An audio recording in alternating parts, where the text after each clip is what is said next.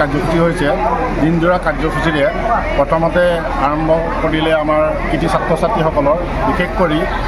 এইবাৰ মেট্ৰিকত যিসকল কৃতকাৰ্যতাৰে তেখেতসকলৰ সফলতা অৰ্জন কৰিলে আৰু হায়াৰ ছেকেণ্ডেৰী পৰ্যায়ৰ যিসকলে কৃতকাৰ্যতা হৈ আহিলে তেখেতসকলক অভিনন্দন জনোৱা হ'ল আৰু ইয়াৰ লগে লগে দিনজোৰা কাৰ্যসূচীৰে যি সৃষ্টিশীল নৃত্য আৰম্ভ কৰিছিলে আপোনালোকে দেখিছে যে সৃষ্টিশীল নৃত্যৰ প্ৰতিযোগিতাৰ অসংখ্য প্ৰতিযোগী আহি আমাৰ এই অনুষ্ঠানত সহযোগিতা আগবঢ়াইছে তেখেতসকললৈ মোৰ আন্তৰিক শুভকামনা জনাইছোঁ আৰু অভিভাৱকসকললৈ আন্তৰিক শুভকামনা জনাইছোঁ তেখেতসকলৰ ছাত্ৰ ছাত্ৰীসকলক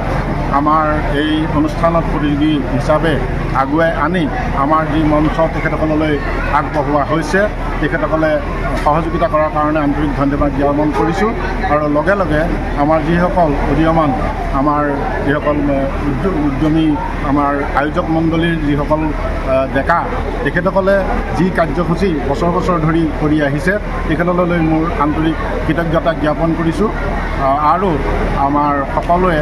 এতিয়া হৈ থকা যি অনুষ্ঠান সেই অনুষ্ঠান সকলোৱে উপভোগ কৰক আৰু ৰাতিলৈ আমাৰ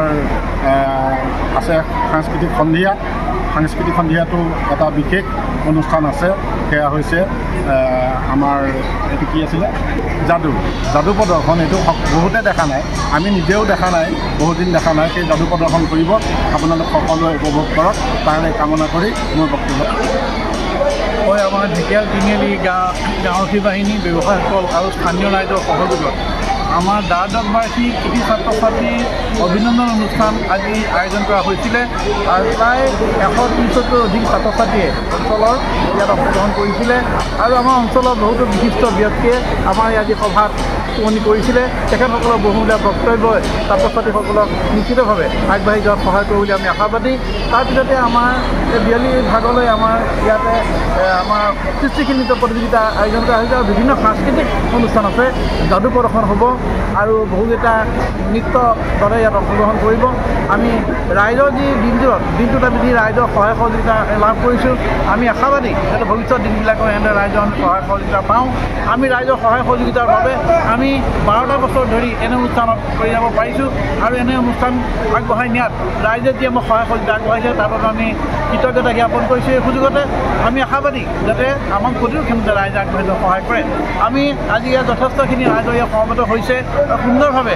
বহুতো ছাত্ৰ ছাত্ৰীয়ে ইয়াত আজি সৃষ্টিশীল নৃত্য প্ৰদৰ্শন কৰিছে ৰাইজে উপভোগ কৰিছে আৰু খন্তেক পিছতেই আমাৰ বিভিন্ন সাংস্কৃতিক অনুষ্ঠান ইয়াত অনুষ্ঠিত হ'ব গতিকে এনে অনুষ্ঠান অব্যাহত ৰাখিবৰ বাবে ৰাইজৰ যি সহযোগ আমি দীৰ্ঘদিন ধৰি পাইছোঁ আৰু ভৱিষ্যত দিনটো আকৌ পাম বুলি আমি আশাবাদী